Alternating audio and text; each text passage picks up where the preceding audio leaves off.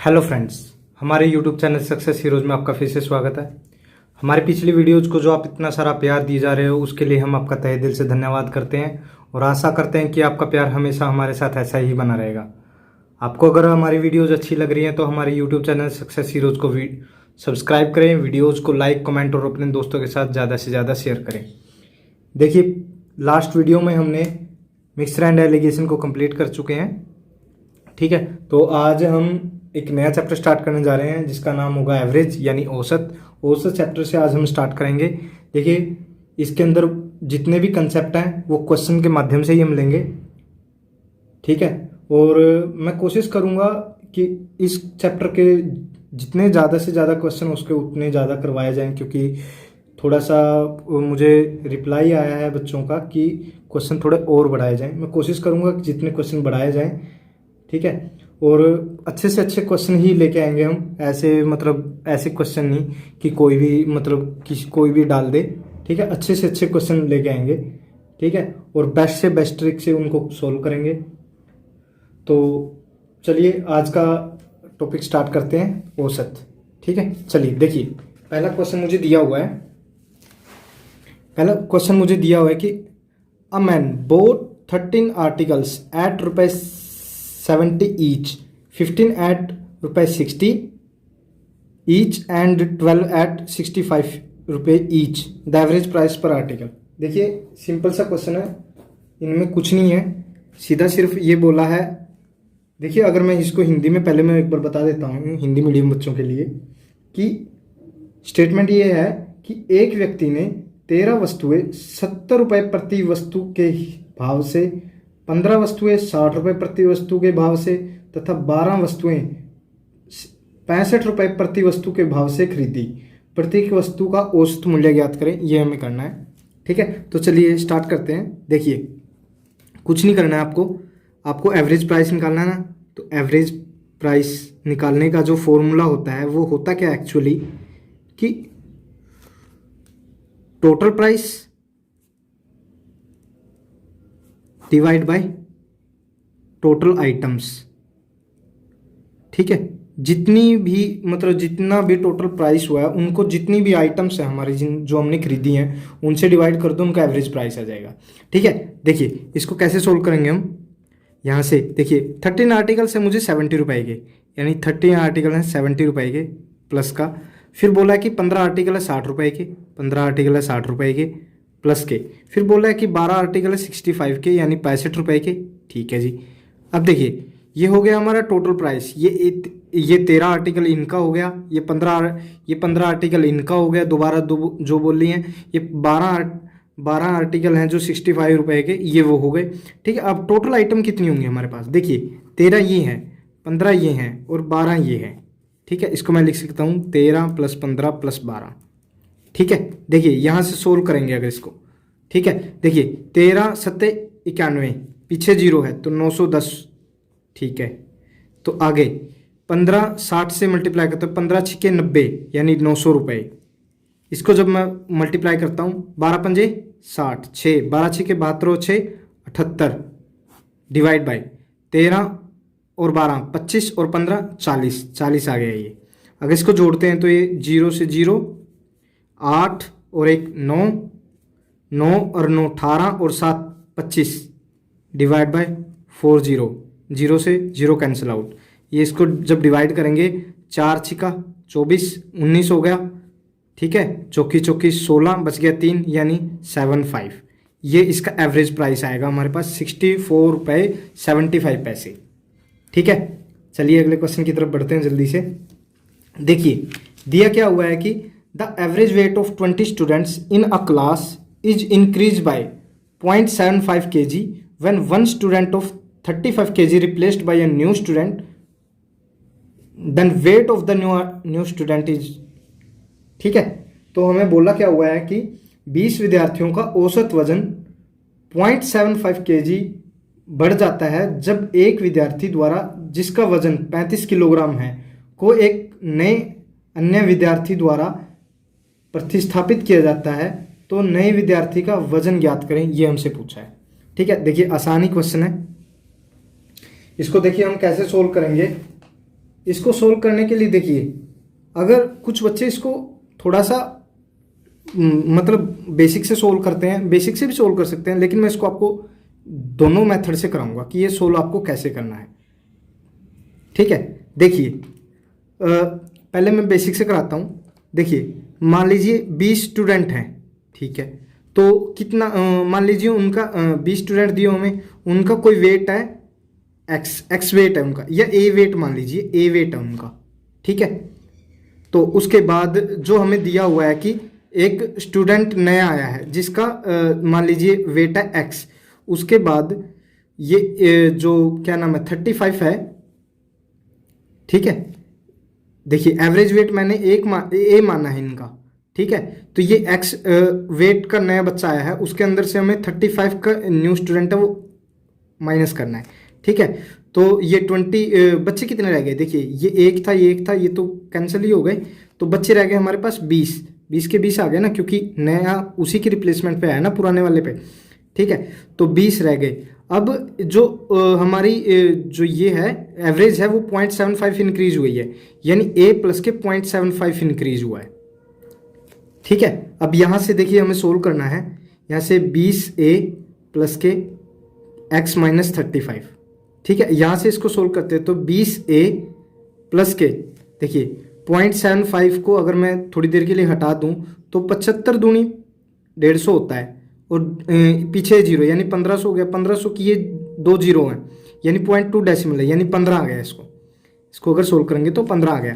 देखिए 20a से 20a cut गया, x इक्वल टू क्या हो जाएगा 35, उधर जाके प्लस का हो जाएगा 35 और 15 50, ठीक है। ये 50 रुपये इसका 50 kg, माफ़ कीजिएगा 50 kg इसका न्यू स्टूडेंट का वेट होगा, ठीक है। देखिए ये है एक अच्छा मेथड है ये, लेकिन मैं इससे भी शॉर्ट करवाने जा रहा हूँ आपको सिर्फ ये है कि वेट ऑफ न्यू स्टूडेंट निकालना है ना, वेट ऑफ न्यू स्टूडेंट। जब इसको ऐसे करते हैं आप, तो देखिए मैंने देखिए क्या किया है कि इसको निकालने के लिए कि मैंने x है जो वेट ऑफ न्यू स्टूडेंट का मान लिया है, ठीक है। उसमें से मैंने 35 kg को माइनस किया है, ठीक है। अगर देखिए मैं कहना क्या चाह रहा हूँ, अगर नए स्टूडेंट के वेट में से अगर मैं पुराने स्टूडेंट का वेट घटा दूँ, ठीक है, और डिवाइड बाय अपने स्टूडेंट्स कर दूँ, तो जो मेरे पास इंक्रीज्ड एवरेज आई है वो बच जाएगी ना, ठीक है। देखिए जो यहाँ से x है न्यू स्टूडेंट का वेट है, उसमें से मैं 35 माइनस कर दूँ, ठीक है, डिवाइड बाय टोटल स्टूडेंट्स कर दूँ, तो हमारे पास एवरेज जो इंक्रीज हुई है वही आ जाएगी ना, क्योंकि एवरेज इंक्रीज ही ये यहाँ से वेट इंक्रीज हुआ है ना, ये इंक्रीज्ड वेट है इन 20 स्टूडेंट पे। तो कितना वेट इंक्रीज हुआ है 0.75 kg इंक्रीज हुआ है ना। तो यहाँ से बस इसको सोल्व कर लीजिए, यहाँ से x माइनस 35, अगर इसको 20 से इससे मल्टीप्लाई करते हैं तो 15 आएगा, और x की वैल्यू क्या आ जाएगी यहाँ से फिर 35 और 15 50 kg वैल्यू आ जाएगी, ठीक है। जैसा भी आपको उचित लगे वो मेथड आप कर लीजिए, ठीक है। चलिए अगले क्वेश्चन की तरफ बढ़ते हैं हम। देखिए दिया क्या हुआ है कि the average of 10 numbers is calculated as 15. It is discovered later on that while calculating the average, one number, namely 36, was wrongly read as 26. The correct average is, ठीक है। देखिए इसको भी मैं आपको 2 तरीके से सोल्व कराऊंगा, ठीक है। आपको जो बेस्ट लगे, मैं बेसिक भी करवाऊंगा और ट्रिक भी करवाऊंगा उस क्वेश्चन की, ठीक है। देखिए क्या है कि जो एवरेज है, द एवरेज ऑफ 10 नंबर्स, ठीक है, कितनी दी हुई है 15। तो सम क्या हो जाएगा उन 15 नंबर 10 नंबर का सम हो जाएगा, सम ऑफ 10 नंबर्स, यानी कितना हो जाएगा 10 नंबर्स हैं, 15 हैं एवरेज उनकी, तो 15 इंटू 10 यानी 150 एवरेज हो जाएगा उनका। देखिए उसके बाद क्या बोलता है कि जो एक नंबर था, ठीक है, वो क्या था 36 था, लेकिन उसने उसको रीड कर लिया 26, ठीक है। यानी डिफरेंस कितना हो गया मेरे पास में, मेरे पास जो है वो 36 नंबर आना चाहिए था, लेकिन उसने रीड किया 26 का, यानी 10, यानी ये नंबर बढ़ना चाहिए था, देखिए कि अगर अपने पास जो नंबर था वो 36 था, लेकिन उसने रीड कर लिया 26, यानी 10 नंबर का डिफरेंस हुआ है, ठीक है। लेकिन वो डिफरेंस इंक्रीज हुआ है ना, क्योंकि नंबर जो 36 पढ़ना था हमें, लेकिन पढ़ा हमने 26 है, यानी इंक्रीज हुआ है वो, ठीक है। अगर यहाँ से 26 दिया होता हमें कि 26 पढ़ना था लेकिन गलती से पढ़ लिया 36, तो माइनस करते हैं हम, ठीक है। लेकिन अब इंक्रीज करेंगे, ठीक है। तो क्या हो जाएगा कि एक्चुअल सम कितना हो जाएगा अपने पास, अब एक्चुअल सम हो जाएगा हमारे पास पे 150 प्लस 10 यानी 160 रुपए का, 100 ये 160 हो जाएगा ना एक्चुअल सम, ठीक है। तो अब एक्चुअल एवरेज निकाल लेंगे हम कि एक्चुअल एवरेज क्या होगी। एक्चुअल एवरेज यानी actual sum divide by total numbers, यानी 10 नंबर हैं तो यानी यहाँ से 16, ठीक है। लेकिन देखिए अब इसको ट्रिक से करते हैं। देखिए अगर एक्चुअल एवरेज निकालनी है हमें, यानी करेक्ट एवरेज निकालनी है हमें, करेक्ट एवरेज, ठीक है। उसको निकालने के लिए हम क्या करेंगे, देखिए मेरे पास में 15 था, 15 एवरेज मेरे पास में है, ठीक है। प्लस क्यों होगा यहाँ पे, प्लस इसलिए होगा क्योंकि हमने जो मैंने बताया था कि सम जोड़ना क्यों है, क्योंकि अपना नंबर था जो 36 था लेकिन गलती से 26 पढ़ लिया है, कम पढ़ा है हमने, मतलब ज़्यादा पढ़ना चाहिए था लेकिन कम पढ़ा है, ठीक है। तो इसलिए प्लस होगा वो, ठीक है। कितना प्लस होगा, 36 माइनस 26, जैसा बताया कि 36 की जगह 26 पढ़ लिया है। नंबर्स कितने थे अपने पास टोटल 10, यानी ये इंक्रीज्ड नंबर है मेरे पास में, इंक्रीज्ड नंबर, ठीक है। डिवाइड बाय 10 यानी इंक्रीज्ड एवरेज आ जाएगी ये, ठीक है। यहाँ से 15 प्लस 10 बटा 10 यानी 1, तो ये 15 और 1 16। देखिए यहाँ से बिल्कुल ही एक ही लाइन में हो गया है क्वेश्चन, ठीक है। चलिए अब इसके बाद हम अगला क्वेश्चन करते हैं। देखिए अगले क्वेश्चन में मुझे दिया क्या हुआ है, अगले क्वेश्चन में मुझे दिया हुआ है कि the average age of 11 cricket players is 20 years, if the age of the coach is also included the average age increase by 10%। The age of the coach is, देखिए हमसे एज, कोच की as निकालने को बोला गया है, ठीक है। देखिए मैं इसको हिंदी मीडियम वालों के लिए बोलता हूँ कि 11 क्रिकेट खिलाड़ियों की औसत आयु 20 वर्ष है। यदि कोच की आयु भी सम्मिलित कर ली जाए तो औसत आयु 10% बढ़ जाती है। कोच की आयु ज्ञात करें, ठीक है। चलिए देखिए क्या है कि 11 प्लेयर्स हैं, 11 प्लेयर्स हैं, ठीक है। कितनी एवरेज एज कितनी उनकी 20 है, यानी ये टोटल सम, एक्चुअल सम हो गया ना, उनका सम हो गया है, ठीक है। लेकिन हम सम ही बराबर करते हैं हमेशा एवरेज में, ठीक है। उसके बाद क्या है कि जो कोच की एवरेज, कोच की एज और मिला दी गई है। मान लीजिए कोच की एज है जो x है, ठीक है।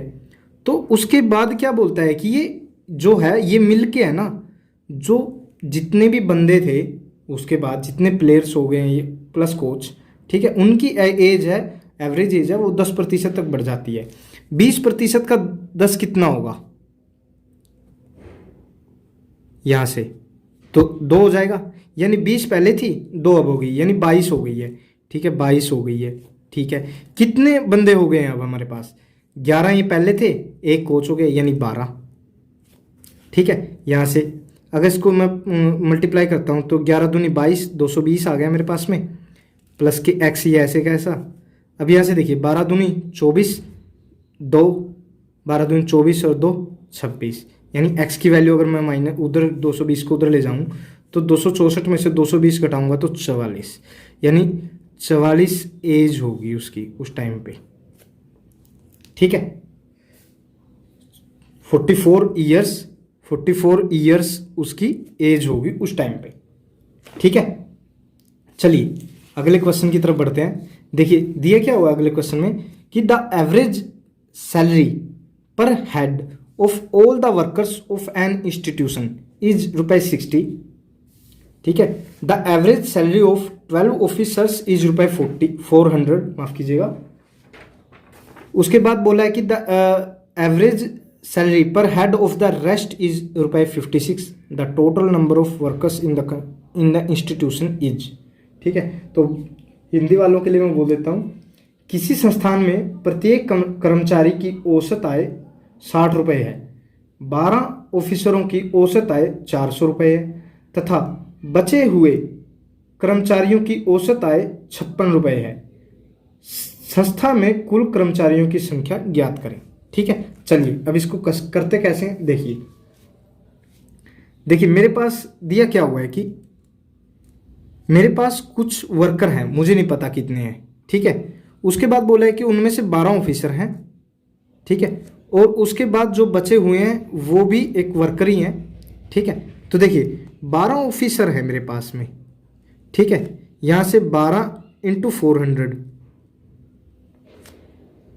ठीक है, ऐसे आ जाएगा नहीं, 12 × 400।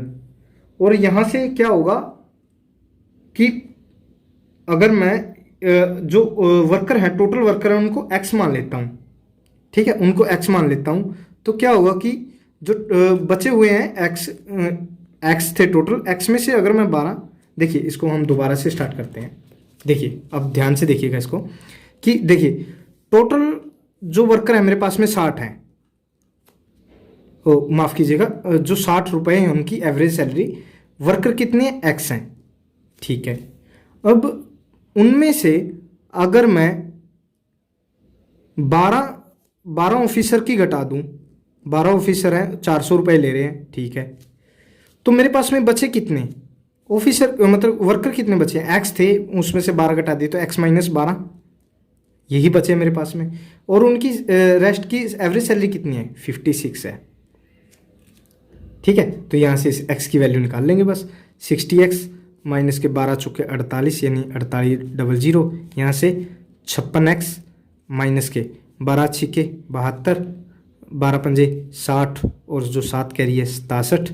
ठीक है, यहाँ से इधर ये लेके आते हैं तो 60x में से 56x क्या 4x, इधर इसको 4800 प्लस का हो जाएगा और 672 माइनस का, यानी इसको अगर मैं माइनस करता हूँ तो 10 में से 2 गया 8, फिर यहाँ बच गया 9, 9 में से 7 गया 2, यहाँ बच गया कितना 47 में से 6 गया 41, यानी x की वैल्यू अगर मैं निकाल लूँ 4128 डिवाइड बाय 4 यानी 1032, यानी 1032 इतने टोटल कर्मचारी होंगे हमारे पास में।